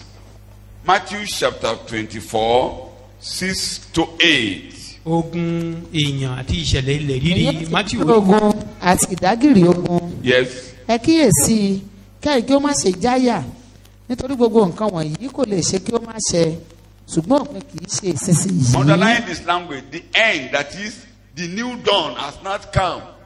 We have not. It's not going to the new years of righteousness is not yet. Àkókò ìgbà tí òdodo àti àlàáfíà yóò máa jọba kò tí ì dé o. The beginning of sorrows. Ìbẹ̀rẹ̀ wàhálà. You will see it in those both Luke and Ó wà Mark. nínú àkọsílẹ̀ nínú ìwé Matthew, Máàkù. real wars and rumors were abundant before AD 70. Ogun àti ìrọ́kẹ̀kẹ̀ ogun pọ̀ púpọ̀ ṣáájú àkókò As well ọdún as 80, often 70. since then, there have been wars in the world, rumors of wars up to today. tí ó sì ń ṣẹlẹ̀ wẹ́lẹ́wẹ́lẹ́ títí di ìsinsìnyí. We read in Josephus. Josephus, I told you, is an historian, is a Jewish historian. If you are Ọkùnrin tí wọ́n interested dárúkọ in yìí the book, òun I have kọ̀ọ̀kan a ní. complete volume in my house. Josephus and Tacitus of various famines and earthquakes in the Middle East during the years preceding the destruction of Jerusalem, according to Brondus John 8. Ọkùnrin tí wọ́n dárúkọ yìí ó sọ nípa pé a kà nípa ìtàn oríṣiríṣi ìyàn àti ìṣẹ̀lẹ̀ ilẹ̀ rírí ní àárín gbùngbùn ìlà oòrùn àgbáyé ní àwọn ọdún tí ó ṣáájú ìparun Jerúsálẹ́mù. It is still a regular occurrence in the world today, particularly in the Middle East. Ó sì jẹ́ nǹkan tí ó máa ń ṣẹlẹ̀ nínú ayé lóde òní pàápàá jùlọ ní àwọn àárín gbùngbùn ìwọ̀ oòrùn So, àgbáyé. they are common, and all I'm trying to say is that this prophecies is being fulfilled. Ohun tí mò ń gbìyànjú láti sọ ni pé àsọtẹ́lẹ̀ yìí ó ti wá sí ìmúṣẹ. All these are the beginning of sorrow, Gbogbo eléyìí jẹ́ ìbẹ̀rẹ̀ ìpọ́njú, the beginning of distress, ìbẹ̀rẹ̀ labor wàhálà. pangs.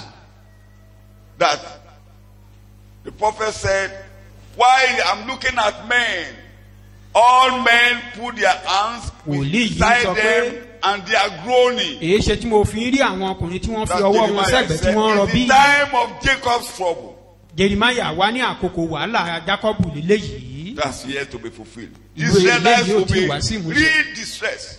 Wọ́n á wà So nínú when wàhálà. you are having famines, Tàbá ń earthquake and rí so ìyàn. on, it is just an introduction to the time of labor pain. Ó kọ̀- Labor pain. Ó jẹ́ ìfáàrà sí àkókò ìrọbí wàhálà. Isaiah talk about it also. Àìsáyà sọ̀rọ̀ nípa rẹ̀. That will I bring to labor and I will not bring to birth. Ó ní ṣé màá mú wá sí ìrọbí kí n má mú wá sí ìbímọ bí. Jeremiah said, I'm looking at all men. Jeremáyà ní mò ń wo àwọn ọkùnrin tí wọ́n kérora pé kí ló It's the ṣẹlẹ̀. time of Jacob's trouble. Ó ní àkókò wàhálà Jákọ́bù ni And God will save them. Ọlọ́run á sì gbà wọ́n. So take note, these prophecies and what Jesus is talking here are all related to Israel as a nation. Gbogbo àkọsílẹ̀ wọ̀nyí àti àwọn ohun tí Jésù ń sọ níbí wọ̀nyí àwọn ọmọ Ísírẹ́lì ló The bá real wí. sufferer who will suffer most in that period is Israel as a nation. Àwọn tó máa jìyà jù ní àkókò tá à ń sọ̀rọ̀ rẹ̀ yìí I àwọn ọmọ didn't want Ísírẹ́lì. to bother you now because when we get there, I'll be referring to them better. Ìgbà tá a bá débẹ̀ a máa tọ́ka sí wọn níkọ̀ọ̀kan. The things directly affecting Christians or affecting the church Àwọn nǹkan tí ó máa kan àwọn onígbàgbọ́ gbọ̀ngbọ̀n in this prophecy nínú This àsọtẹ́lẹ̀ area concerns the church. apá ibi tá à ń sọ̀rọ̀ nípa rẹ̀ yóò kan ìjọ. Persecutions, inúnibíni, false prophets, sọtẹ́lẹ̀ èké, multiplication of transgression in the world. ẹ̀ṣẹ̀ á máa di púpọ̀. Matthew chapter 24, Ìwé Mátíù orí kẹrìnlélógún verse 9 to 13. ẹsẹ̀ ìkẹsàn-án sí kẹtàlá. That is not peculiar to Israel. Eléyìí This will kì í ṣe affect fún àwọn the Ísírẹ́lì church. nìkan. Eléyìí To náà affect believers. ìjọ afarabá nínú It will eléyìí affect gẹ́gẹ́ bẹ́ẹ̀ náà ni Christians. àwọn onígbàgbọ́ àti àwọn oníwàásù. nígbà náà ni wọ́n fi yín fúnni láti jẹ ní ìyà Then shall they deliver you up to be afflicted, wọ́n sì pa yín and shall kill you, a ó sì kórìíra yín lọ́dọ̀ gbogbo orílẹ̀-èdè nítorí orúkọ mi. and ye shall be hated of all nations for my So you will name's see sake. that this is related to the disciples. They Èyí will pé hate eléyìí you, ó they will farawé kill ti you, àwọn they ọmọ will ẹ̀yìn. despise you Wọ́n á kórìíra yín, wọ́n á because kẹ́gàn yín. of my name. Nítorí orúkọ mi. All those who identify with Christ Gbogbo àwọn tó ti will darapọ̀ mọ́ go Jésù through these difficulties. ni wọ́n ń lanú wàhálà wọ̀nyí kọjá. That's why Paul was talking Ìdí nìyí in tí Paul 2 fi ń Timothy sọ̀rọ̀ chapter 2, níwèé chapter Tímótíù 3, kejì orí chapter 3, kẹta chapter 3, verse 12. ẹsẹ̀ Chapter 3, ìkejìlá. verse 12. Tímótíù kejì orí kẹta 2 ẹsẹ̀ Timothy chapter ìkejìlá. 3, verse 12. nítòótọ́ Yes. gbogbo àwọn tí ó fẹ́ máa gbé ìgbé ìwà bí Ọlọ́run nínú Kristi Jésù yóò All farada inú bíbí those ni.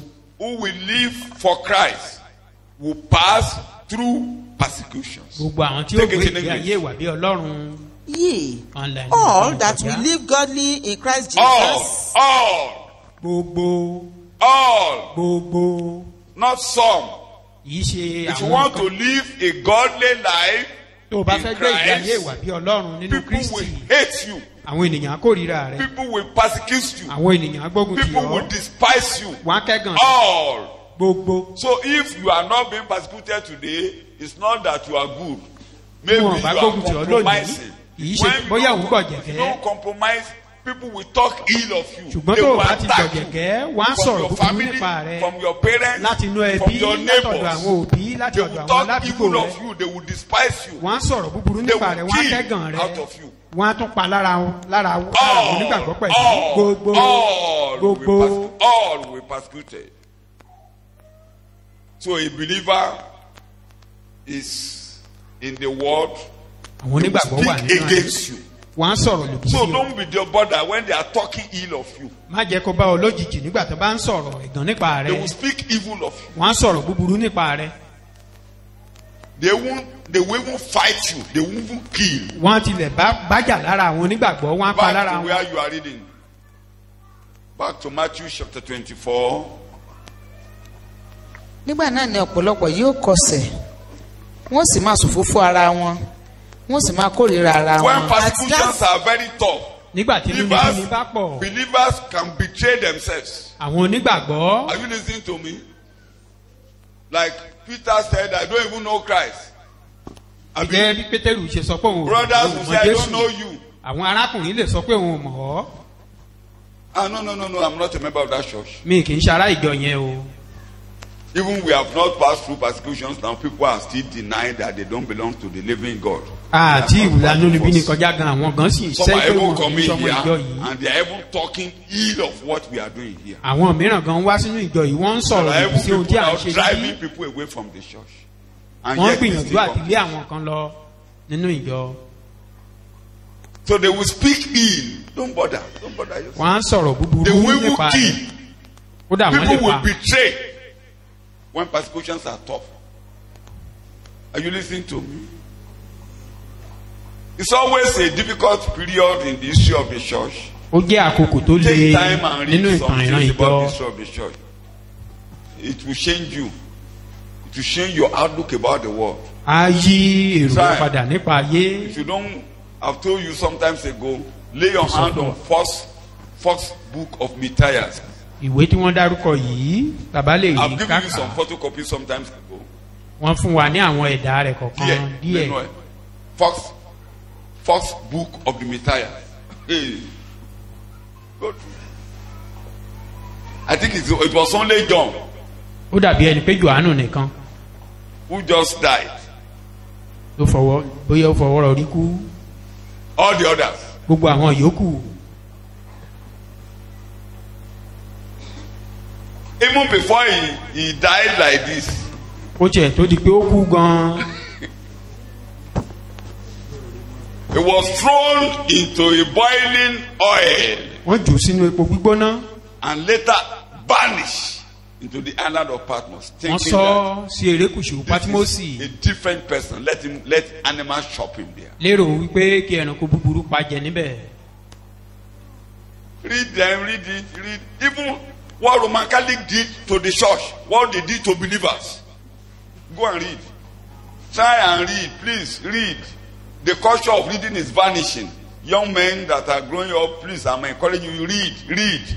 When you read, you know where you are going. Some àṣà have ìwé gone. kíkà ti ń kọjá lọ mú Àwọn kọ́ kan àwọn ti àwọn ọ̀dọ́ ti tó ń dàgbà ṣẹ́gun. So lọ́wọ́ ìgbàgbọ́ kì í ṣe ẹ̀kàwé. ìgbàgbọ́ gúdígúdí o. Kí ni mo pe? Èyí gbàgbọ́ tìrẹ bọ̀ o. It's not a joke. Ele, I faith it, take it, I faith it. Èyí ṣe ìgbàgbọ́ Bíbélì pé rẹ mo ni fi o. gbàgbọ́ gbà á lú ọ̀pọ̀lọpọ̀ àwọn nǹkan bẹ́ẹ̀ kì í ṣe ìgbàgbọ́ bíbélì. So gbogbo training tá ń fún wa yìí. all the training we are being given here. Kò sígbà tí ìjọ nígbà nínú ibi ní kọjá o. There is no time that church cannot pass through persecution. Adúpẹ́ lọ́wọ́ Ọlọ́run pé ìlú ń dẹ̀ sí. Torí ìgbà tá a bẹ̀rẹ̀ Thank gan. God that the Yàtọ̀ sáwọn Muslim, àwọn bàbá wa, àwọn ìyá wa tó jẹ́ oníṣọ́ọ̀ṣì kan ló gbógun tì wájú even àwọn apart Muslim from lọ. Muslim, our parents Abẹ́ did mọ̀. wage war against us in those days. Ogun wọn lè. Their problem Àkàìmọye is àwọn too yọ̀n hard. nígbà tá a ṣẹ̀ṣẹ̀ gbàgbọ́ yẹn students ló pọ̀jù lára wa. Táwọn òbí ò tọ́ wọn ní school. There are so many students that were not trained by their parents then. Colleague mi kan obìnrin ni ó wálé mi sometimes. A friend of mine, a lady, Àṣà ń sọ̀rọ̀ came ló wá to ń my bèrè house màdámù recently. yẹn ilé ẹ̀ wà ní area bíi cornerstone bẹ́ẹ̀ yẹn ní. living somewhere around Cornerstone Ẹ mọ̀ up there. ẹ mọ̀ àwẹ̀ alágbèlà tẹ́lẹ̀ ìyàwó ẹ̀ ẹ̀sùn àjọjọ wà ní fellowship nígbàgbọ́ dáadáa. Arábìnrin yẹn gbà tó wá béèrè àmú ní nọ́mbà ẹ̀ wà lọ́wọ́ mi ó ní kí n fún un ní nọ́mbà ẹ̀. She was asking for the Ó lò phone number of a kíákíá particular woman. ló wá ń pẹ́. Ọmọ yẹn lóhun ti gbàgbé. The woman said she Ìgbà had táwọn òbí ẹ̀ ò forgotten sanwó skul ẹ̀. when Arábìnrin her yẹn ló fi ọmọ parents kò tó sanwó refused skul to ẹ̀. pay her school fees. The woman was the one that was Arábìnrin responsible yẹn for it. látọdún wo lóhun ti And gbàgbé. the woman was saying since when? I've forgotten. 1973 ṣé ó máa rántí mọ́. Talking of 1973. Táwọn òbí máa wẹ́ yẹ jáde. The parent will just send you Wọ́n ní out. jẹ́ kí lómi máa ṣọ. Àwọn onígbàgbọ́ Even some will be sent máa ṣọ out sí lọ́rùn báyìí. without taking anything. Ìgbà tó bá wá dọ̀bẹ̀ tán. Believers will now Ọlọ́mọ gather agbọ́mọ o. themselves. Later, Àwọn ọmọ when it becomes something in life, Àwọn then it take oníṣọ́ọ̀ṣì him gan again. nígbà yẹn oníṣọ́ọ̀ṣì gan. Even church grower then.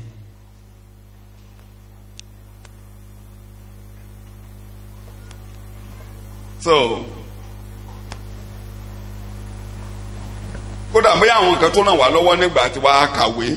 Maybe à ń kàwé. because we Wọ́n dẹ̀ máa ń read some kówé wá books fún wa. then, Gbogbo wọn ṣe ń fi àwọn ayé those are communism things that ní help wọ́n us. ṣe ń fi ìyà jẹ wọ́n ní how Russia. they Wọ́n torture máa la Christians wọ́n la hàn ẹlòmíì. in Russia. Yet, there was a time I asked you to go and read Tortured for Christ. Ìgbà kan wà tí mo ní kẹ́ lọ ka How many of ìwé you tó have dárúkọ ever read that yìí jìyà fún Jésù. Richard Wurmbrand. How many of you have ever read that book? Tortured for Christ. Mo fẹ́ rọwọ́ yín lókè yín tẹ́ bá kàwé yẹn rí. Ó ga o.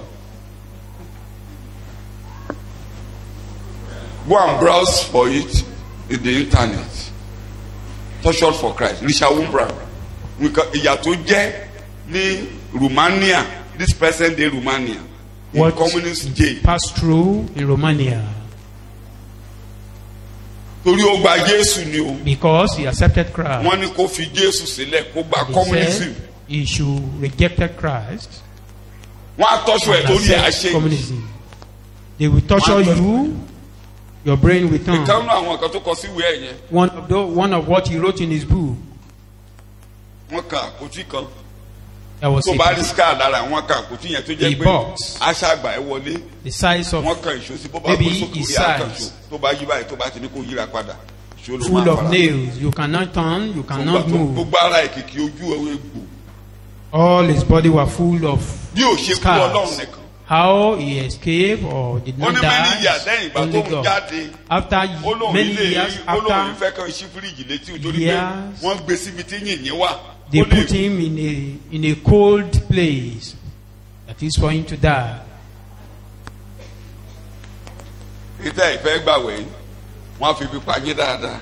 He will torture you with fasting. wọn ò ní jẹ́ nǹkan méjì ló máa jẹ́ kéèyàn ya wèrè. Two things Tó to bá make jẹun. man insane. tó o bá dẹ̀ sùn. If you are unable, if orí you á don't máa ṣí sleep kànàkànà. and no food, then your brain may be wọn ò ní jẹ́ kán behaving sùn. somehow. wọn ò ní jẹ́ kán jẹun. They won't give them food, neither will they allow them wọn ò to ní sleep. dára àti ni wọ́n inú ìnira yẹn ò ní lórun sùn ò dẹ̀ ní jẹun. They won't eat wọ́n á máa wò and gbọ́dọ̀ won't bá wọn sleep. máa bá ọ. They will be monitoring who is you. Jesus? wà ní They will it's be, not the son of God. Okay, wọ́n á máa wá kú ẹlẹ́. sọ́dọ̀ rẹ láti béèrè pé ta ni Jésù. kó o kàn lè sẹ́. Just for you to deny that name. ọmọkùnrin tán pásítọ̀ winners tán gbé lọ 7 months ó wà ní pépà yìí ní 7 Pastor months ló lò ní or winners chapel that was ló lò lọ́dọ̀ àwọn Boko Haram ní taking Paris. captives. ó ní wọ́n ní kó sọ pé Jésù ìṣọmọ Ọlọ́run He said ó ní he wọ́n wà said they should sísun deny. several times He ó lọ́nà should ṣá deny fún un Christ. lọ́gbọ́n ó ní tán bá ti ṣẹ̀kọ́ tó ń lò àwọn farabalẹ̀ gbẹ́kọ̀ọ́ ó ní wọ́n á béèrè ìbéèrè When they lecture ó lọ́ á him, ní kò he yé listen. òun. And when they ask him question, he will respond, he didn't understand. ó ní béèrè tó bá ti mọ̀ pé ó máa dájà kalẹ̀ láàrin àwọn àtàwọn Any question tó bá that ti mọ̀ can pé create tó bá rancor, dáhùn if he responded tó jẹ́ pé inú á bí wọn that they will be ó lọ́ á ní angry, kò yé òun. he will respond, I don't understand. wọ́n ṣẹ̀ṣẹ̀ túlẹ̀ níjẹta àbáná He was just released ó níyàwó ọlọ́mọ alẹ́ yesterday. Also. The family ìjọ rán man, wọn níṣẹ́ pé kán lọ àwọn tán kó sí káàmpù àwọn tán displace camps yẹn church sent them ìjọ kó an oúnjẹ rán wọn errand ó lead àwọn group yẹn lọ pé kán lọ pé oúnjẹ fún With àwọn food. tí wọ́n lé nílé lọ́hùn to give food bí to àwọn those Boko people. Haram ṣe gbé And that was how tí they were, arákùnrin kan bá ń ṣe gbé lọ nìyẹn they were láti being oṣù kejì. captured by the Boko Haram.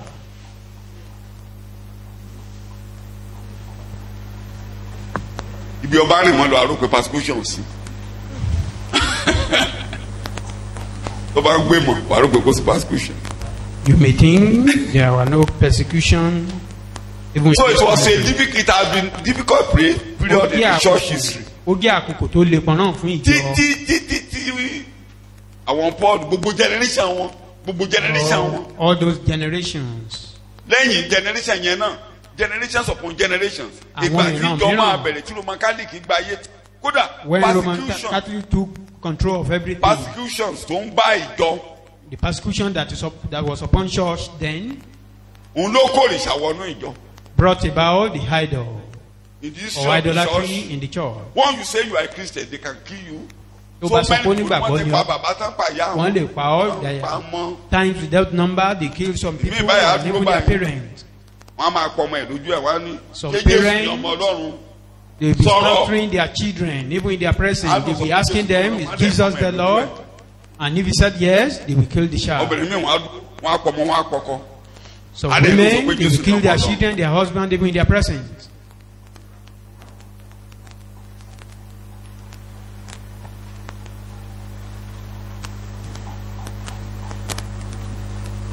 ó ti lọ nú ayé lónìí o.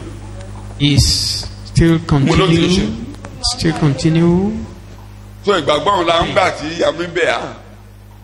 The same faith we are accepting and we are begging us today. mo ti ẹ̀ka ìsìn kan mo gbá fíìmù ẹ̀ mo wọ́ọ̀ṣì. I read or maybe watch a particular film or wọ́n sẹ́ǹtì history. àwọn èèyàn báyìí. ẹni tó máa pa wọ́n The person that want to kill ó them, dàbí èdè tí arákùnrin lò lọ́jọ́ the language ẹ̀ẹ̀kan ní one of the leader use, ẹ̀ẹ̀kan ní àdáyìn akọjá just to kò cut bẹ́ wọn them lẹ́ẹ̀mejì. asunder once. àwọn èèyàn bá rí ìtàn wá sọ pé who is Jesus? Peter ni Jésù. tó bá ti ní son of God ká Wọ́n bá ti ní ọmọ Ọlọ́run ni wọ́n gé sí méjì. tó bá ti ní kì í ṣọmọ Ọlọ́run Once you deny, you are free. ẹni tó ń gé yẹn ẹni person wọn á that débẹ̀ was killing jànàjànàjànà wọ́n ní ti sọ Jésù ní ọmọ Ọlọ́run somebody ó ní came no there no and he denied Christ. ẹni tó ń gé wọn The person that was killing orí them, adé tí wọ́n fẹ́ gbéde lórí. He saw a crown that Ojú ẹ̀ la was orí. about to be given to that man. Àwọn He agbádé yẹn was, kúrò wọn wá gbé lọ́wọ́ báyìí. maybe Ẹni tó bẹ́ wọn his yẹn ju eyes àdá was sílẹ̀. open. Ó wá ní Jesus is the son of God. And the Bẹ́ẹ̀ ni wọ́n person ṣe that kí. was killing them surrendered himself that Òun ló Jesus is gbadé the yẹn. Lord. And he took that crown. Òun ló ń gé wọn tẹ́lẹ̀. He was the one killing them before. Nígbà tẹ́nìkan sẹ́ Jésù tí wọ́n And one day, ó ń wo adé one yẹn of them báyìí, denied. ó ń wo lọ́wọ́ ẹni And tó gbé maybe lọ́wọ́. Ó kàn ju peradventure àdá his kalẹ̀ eyes ni. was Ó ní open. Jesus is son of God. And Ẹlòmíì he má dá wọ́n dẹ̀ gé. He surrendered himself for Christ Torí adé at yẹn that tó point because of the crown.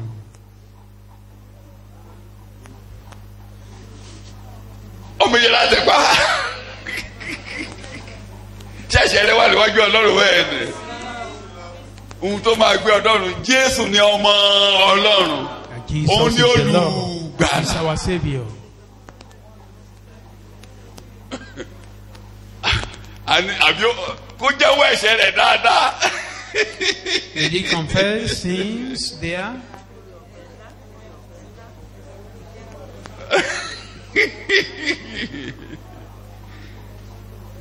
So ẹ jọ̀ọ́ ẹ kàwé ẹ jọ̀ọ́. Let's cultivate the This habit is- of reading. Ẹ kà. Let's read. Ayé ń gbó. The world is growing old daily. Àjẹbí ìjọ ni inú níbí ni. Persecution Ọ̀gọ̀rọ̀ yìí tẹ́ ẹ sọ is, pé mi ò It's jẹ́ usual. ẹ̀fẹ́ kan yàn kúrọ́ mọ́ mi. Sure. Ọmọ àkúrọ́ mọ́ ọ. some of us, we don't even want anybody to lie against us. Kí mo náà máa ṣe? O. Àwọn ọmọ tó gbé mi lọ sékìtì lánàá. We traveled to Ìgbà wa ń bọ̀. yesterday while we were coming. À ń sọ̀rọ̀ ìgbàgbọ́ náà là ń sọ nù mọ́tò We wẹ̀. were just discussing Kí concerning náà faith. ṣẹ̀ṣẹ̀ rọ́wọ́ náà fẹ́ pa? Tí hàn tí ì parí. Mo ní kẹ́sẹ̀ ṣe What gbé rọ. lie? Àgbérò tó tutù They lóòdì want òde. to. Èèyàn ló máa mọ ibi tó ń lọ. You are the one that will know where you are going. Wọ́n á rí fáà sí pásọ̀ tẹ ẹ mọ̀ dáadáa. I was referring to a Wọ́n ní- well-known pastor in this Wọ́n ló town, dìde èèyàn ló fi rúbọ. and he said he make a sacrifice Tó of fi gbé ṣọ́ọ̀ṣì ni a o. human being in the church. Wọ́n á rán wọn létí méjì kẹta kọ́kọ́ pariwo ẹ lọ. I reminded them of two people that Mo ní marriage Àlàbálà lọ ṣe ní 2 weeks ago yìí. We're Mo shouting lálàbá about tá a that. kọ́kọ́ bí. the first Alaba in that Ìjọ family. ọ̀ṣọ́ òru ló kú sínú They were ṣọ́ọ̀ṣì. having vigil when the Ìjọ òun ló kú sínú the child died inside the Àwọn church. òṣìṣẹ́ òru 31st. Pásọ̀ mínísítà lókè. The man of Ilé God ìlọ́wọ́. was ministering. Èrò kún lọ. And the pulpit. Ìjọsìn ń lọ oníkálukú mi ṣe. Ẹ̀mí kan dédé gbé pásọ̀ ọmọ òsíkì nílé o. The child didn't Orí see òfò kan it tó from kúrò lé o. home, Ẹ̀mí gbé pásọ̀ wọ̀lú bẹ̀rẹ̀ sí ní. and the Holy Spirit just Àwọn take ìyàwó control. alàgbà ṣe mọ̀ pé tó bá ti bà léèyàn ẹ̀sìn kan tí èèyàn ò lè ṣe. Times Ìyàwó when- alàgbà ẹ bọ́ta ẹ bọ́ta ẹ And he just bọ́ta. invited, they called the Ìyá wife of the àbèjì dà. leader. Where's my wife? Ìyá àbèjì jókòó ti òkú ọmọ sí dáńbìlò. And the mother was Wọ́n wá gbé with gòkè. the child down below. Pásọ̀ wa gbà léèyàn ọ̀yà kojú sí They jọ. pat her back. Pásọ̀ ò mọ̀ pé ọmọ ti kú. The man didn't know Sọ pé that mi the ò child ní is ṣe dead. nǹkan kan Tell tó the máa tújọ church ẹ̀. that I will not do anything that will Máa scatter dá this májẹ̀mú church. níwájú ìjọba Make yìí. covenant in the presence Pé mi of ò the ní church ṣe nǹkan kan that tí ìjọ I máa will do tú. nothing that will scatter the church. Jàǹgbéyàwó ọ̀rẹ́ mi ni inú ilé láti wá ń sọ ilé. Ìyá àbèjì ní ṣe lára òun wẹ̀rẹ̀ ẹ̀rùn. Wọ́n sọ pé Jésù á ràn mí lọ́wọ́ o. The woman was saying, Ìjọba God will túmọ̀ help mi me. lórí o. Ẹ I lè will sọ. not do anything that will scatter the church.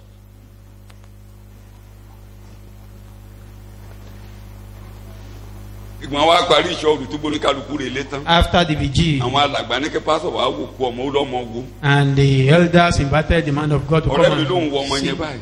And he said, he looked Ó at lọ ní the ikú corpse, èṣù rèé. and he said, this is Ikú satanic death. tújọ gan lé eléyìí. This is a death that can scatter the Pé church. ikú tújọ gan lé eléyìí. Pé òun wò pé tóun bá ní kóun gé ọmọ yẹn wẹ́lẹ́wẹ́lẹ́ kó. If Ó ní wọ́n á sọ I pé ṣe should lòun cut fi ṣe kan. the baby, Ó wá ní the ká child gbé into kú lọ. pieces, and they Ìgbà tí said wọ́n he sì used mọ it. tán, wọ́n ní ọmọ rẹ̀ ló fi jẹ́ kéjọ pọ̀. After the burial, some people even said it that he used a child to increase the number of the church. Ghanaian kan kú tí ò lára tí ò lé nǹkan A kan. particular Ghanaian died in the church. Àwọn kan bá mi lọ síbi òkú yẹn tán tí Some nǹkan gbọ́ mi people láyé. followed me to that burial, and they are still here Wọ́n sì kú today. yẹn sí ẹ̀bá ilẹ̀ ṣọ́ọ̀ṣì. Wọ́n ní ilẹ̀ níbẹ̀ wò. The man was buried Wọ́n ní near the ilẹ̀ church, plot kan ṣoṣo. just a plot of Wow. land there. Wọ́n ní bọ́ arákùnrin yẹn ní ẹ̀rí. Wọ́n ní bọ́dà dàkó ló fi ṣe awọ́rò And they said they use it for people to come to the church. tó bá gbọ́ ohun tí èèyàn ń wí ọ̀rẹ́ tẹ̀síwájú. If you listen to what people are saying, you will not move forward. mo ń sọ fún wọn lánàá èsùn wọn lè sọ sí ọ. They will say many things. àwọn tó dẹ̀ máa mú ọ̀rọ̀ yẹn jáde bí èdè tá ń sọ yẹn àárín àwọn ọmọ ọjọ́ ní ìsìnyẹn ti máa lọ ọ̀tá that we àbárá say àgbòrò tí that òmùgbà tán ṣe ni will be from the church. kíláwo ló máa mú lọ ọ̀tá yẹyẹ.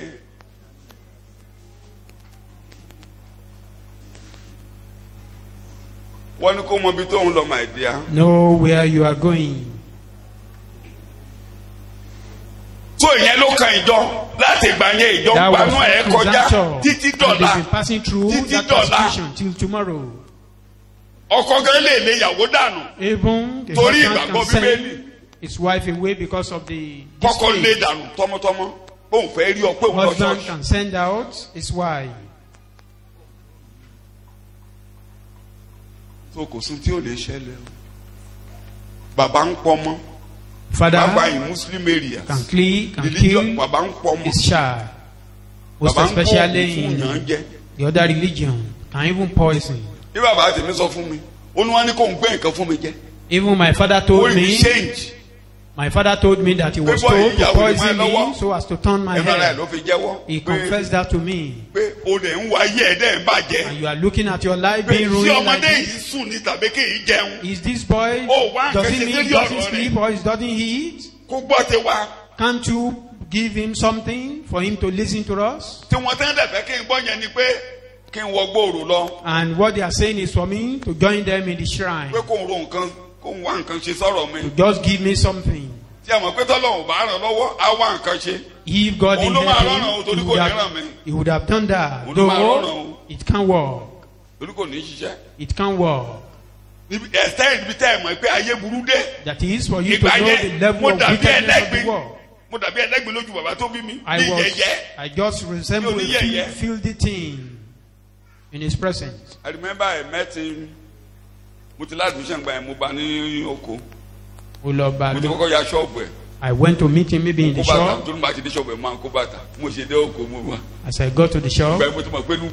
I just ó ní want to kó take, bàtà mi ilẹ̀ kíákíá olórí Said- burúkú rẹ̀ àti gbàgbọ́ ìṣù rẹ̀ tó gbà. leave my shoe with your rubbish face. olókùrọ̀ burúkú. A liar.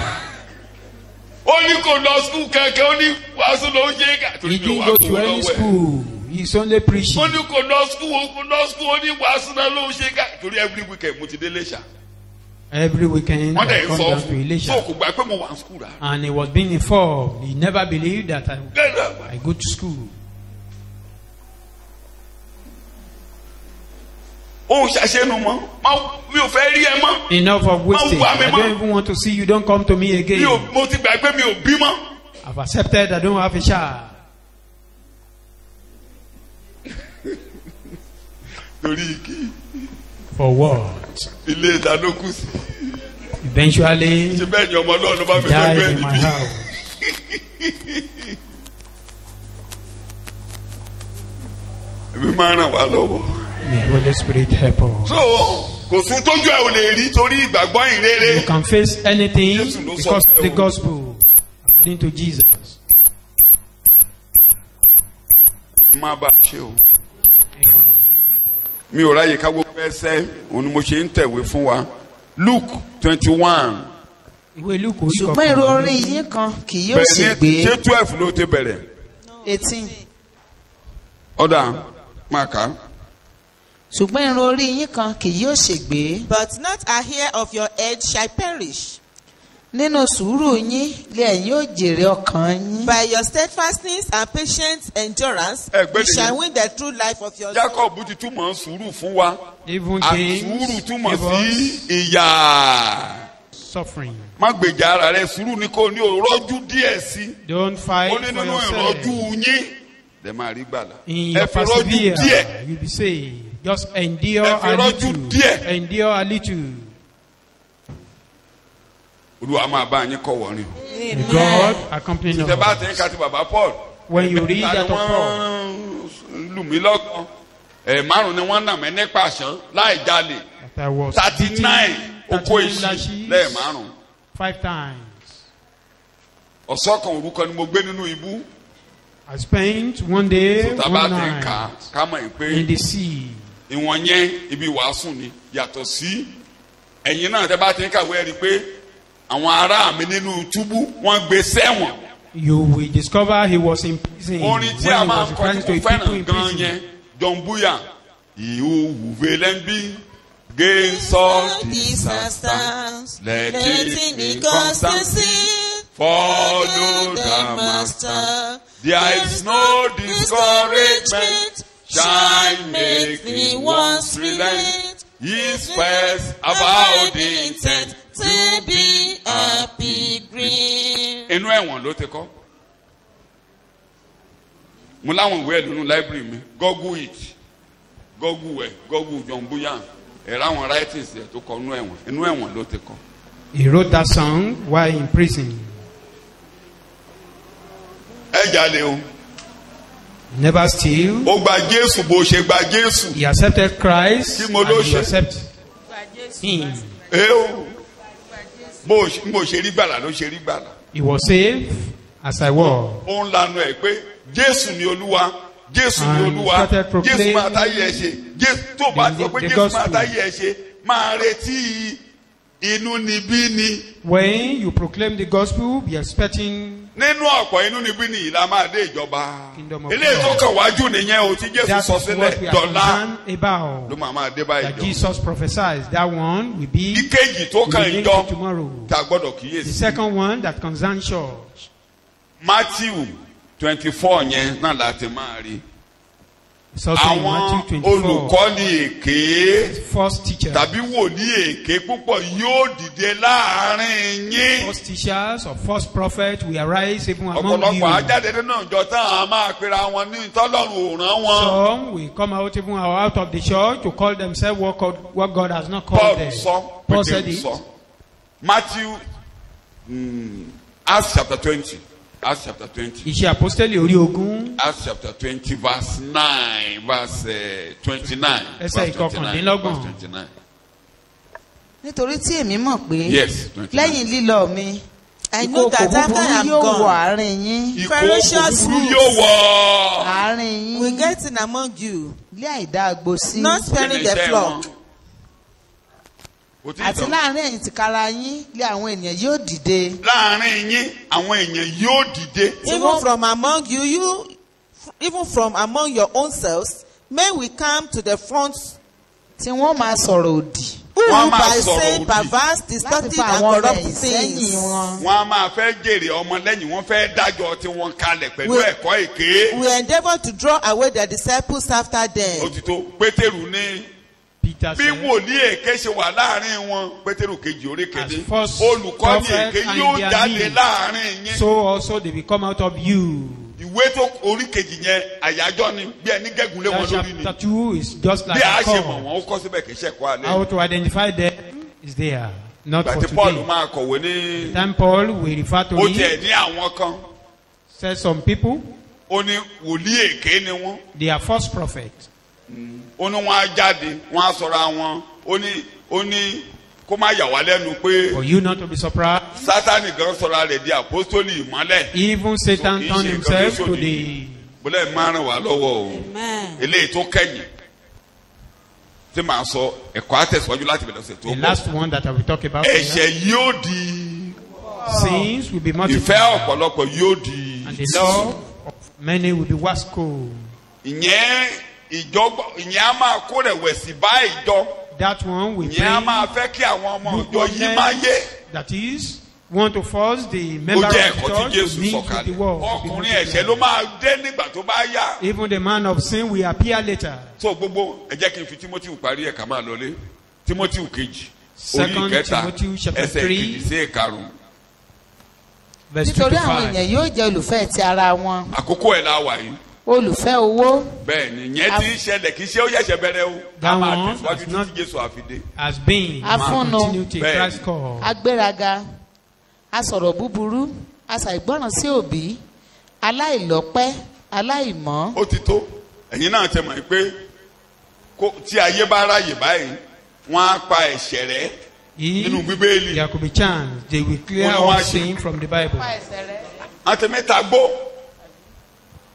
official lórílẹ̀‐èdè president tó Even jẹ́ him is now being official. bóyá ọ̀sẹ̀ tó wọlé lẹ́ẹ̀kejì báyìí campaign point ẹ̀ ni pé òun fẹ́ kán máa ta igbó níwọ̀nba. That he want them to be àwọn aráàlú selling. kì í ṣe bí tó ti India yíbo here, wọ́n dìbò officially. fún wọn ò yíbo They voted for wọ́n ni wọ́n him. ṣe. èèyàn wọ́n dìbò yàtọ̀ sí bò tán yí níbí tẹ̀ máa téèyàn máa gàjà tá ní òun èèyàn ló yàn tá àyàn tẹ́yìn gan mọ̀ pé àyàn bẹ̀ tó campaign pé wọ́n gbọ́dọ̀ máa ta gbó níwọ̀nba ní shop legally tẹ́lẹ̀ bá fẹ́ ra kókó lọ́bẹ̀ kóra. That is a legalized Indian kó hemp. gbìn wọ́n bá sórí ilé rẹ̀. If you want to plant hemp, you plant just a little. Maybe in your garden. mo fẹ́ kẹ́ ẹ mọ̀ Just for us to know. nǹkan tó burú la ayé máa ń dìbò fún àbí mo parọ́. The world normally tọ́ba wa voted for ní kán evil dìbò things. báyìí ìgbà tó bá yá wọn ní kán dìbò pé kókùnrin máa fẹ́ ọkùnrin ayé á dìbò fún president yẹn. If a man campaign that he will allow àwọn orílẹ̀-èdè tó ń this sọ pé wọ́n ti ṣe òfin àwọn aráàlú ló fẹ́ lesbianism, they will vote for him. ẹ rí i pé wọ́n ń gbé placards wọ́n ṣe òfin kan máa ṣẹ́yún wọ́n ń gbé placards pé a fẹ́ máa ṣẹ́yún a fẹ́ máa ṣẹ́yún a They fẹ́ máa proclaim a ṣẹ́yún law a fẹ́ that máa no ṣẹ́yún abortion, wọ́n á lọ but sí parliament they voted àjàgbé ìgbà wọn against láyè ká máa it. ṣẹ́yún. They should be allowed. parliament àdé ìdìbò ẹni bá lóun níjẹ́ ká ṣẹ́yún wọn ò ní dìbò fún. Anyone that said they will not allow that law, they will not vote for him. wọ́n ti ṣe òfin ènìyàn obìnrin lè sọ pé kẹ́ni kó bá ń sùn. A man àwọn èèyàn A náà woman- ní ẹ fún ẹranko lómìnira ẹ fún wọn ní can ọ̀tọ̀ allow ní animal to ènìyàn. have affair with him or with her. ìyẹn ti ń lọ báyìí ẹ ṣe wọn bí ènìyàn Just treat animal as human ẹ lè beings. dédé pa ẹranko ṣá ẹ ṣe wọn bí ènìyàn. Don't just kill animal anyhow.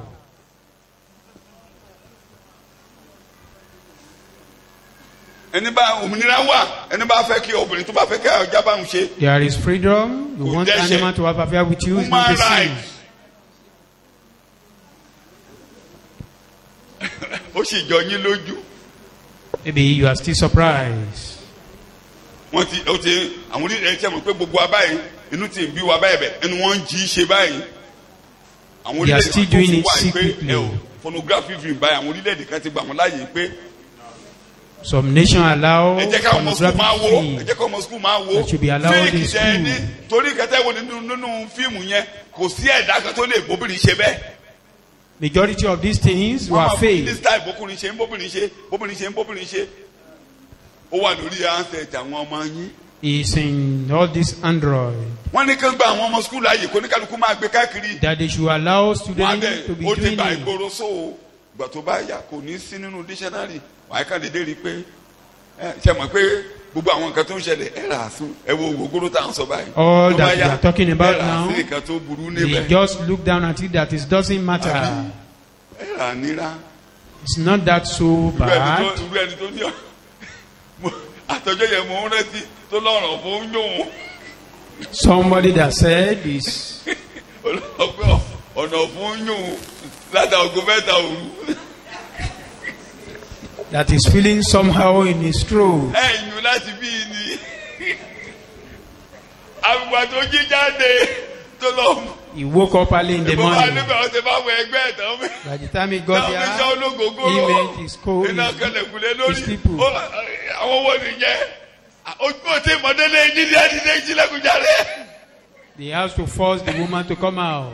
òun náà máa dáhùn torí owó ló wá kíbo ló wá. He will answer them because she's looking for money. ẹ̀ṣẹ̀ ò ní borí yín o. Sin not overcome you. fún àwọn ìbàjẹ́ yẹn ẹ jẹ́ kójú yín le All díẹ̀. those corruption. ẹ̀ṣẹ̀ ò ní bà ti yín jẹ́. Amen. A sin Jésù not ti to sọ destroy o, you. so ẹ má jẹ́ kó Jesus yà wá said lẹ́nu. it. má jẹ́ kó yà wá lẹ́nu. You shouldn't be surprised ìfẹ́ about that. ọ̀pọ̀lọpọ̀ yóò di tútù. The love of many will sọ àwọn wax akẹ́tà ń wò cold. lálẹ́ yìí. What we've been ó considering jẹ́ this eléyìí tó kàn jọ ni mo fi kẹ́yìn. the one that concerns church is what I kẹ́mi mọ́ kó mentioned ràn mí lọ́wọ́. last. May Holy Spirit help kí n us. má ṣubú sínú ẹ̀ṣẹ̀ For ìkẹyìn me not to ọjọ́ yìí. fall into this kí n last mọ́ bá yín day lọ ní kẹyìn sin. ọjọ́ yìí. For me not to go with the world in this mi náà last day. mi ò fẹ́ ṣìnà kó ònú ẹ̀kọ́ o. I don't want to move or go Mo fẹ́ astray ṣìnà kó ònú from ẹ̀kọ́. doctrine. inú níbí ni ń dìde Olúwa mú mi dúró o. There are persecutions. wọ́n jẹ́ kí mi Lord, sẹ́ ọ help nítorí me. ohunkóhun o. Help me ẹ not jẹ́ to ká gbàdúrà deny lórúkọ you Jésù for Olúwa any wa. reason.